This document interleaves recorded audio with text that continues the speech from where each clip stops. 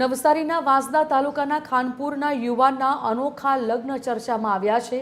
છેલ્લા 16 વર્ષથી એક સાથે પત્ની તરીકે રહેતી બે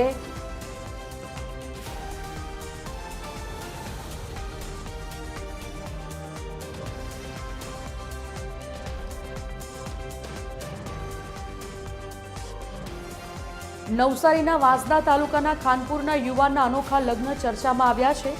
છેલ્લા 16 વર્ષથી સાથે પત્ની તરીકે રહેતી બે યુવતીઓ સાથે મેઘરાજ દેશમુખ લગ્ન ગ્રંથિમાં જોડાયા। 3 સંતાનો માતા પિતાના લગ્નના સાક્ષી બન્યા। આ લગ્નના નિમંત્રણ પત્ર અને ઘટનાની ચર્ચાએ સમગ્ર જિલ્લાનું ધ્યાન ખેંચ્યું છે।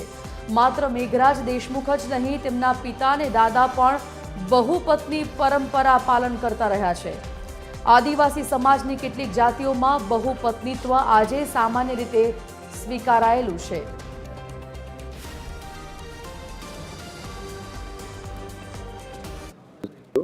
હવે કોઈ કારણસર એવું કંઈ છે નહીં। 2010ના અંદર કાજલબેન જોડે મારા સંસારિક રીતે મતલબ સગાઈ થઈ હતી અને 2013ના અંદર રેખાબેન જોડે પ્રેમ સંબંધ હતો અને હું એમને લઈ આવ્યો હતો ઘરે। હવે ત્યારે એવી પરિસ્થિતિ નહીં હતી કે અમે લગ્ન કરી શકીએ।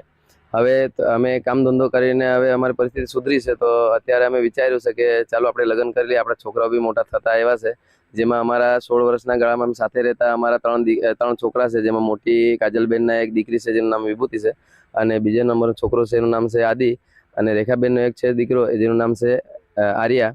હવે અમે બધા સાથે મળીને રહેતા છે, એટલે અમારા વચ્ચે કોઈ અણબનાવ કે કોઈ ઝઘડો થતો નથી।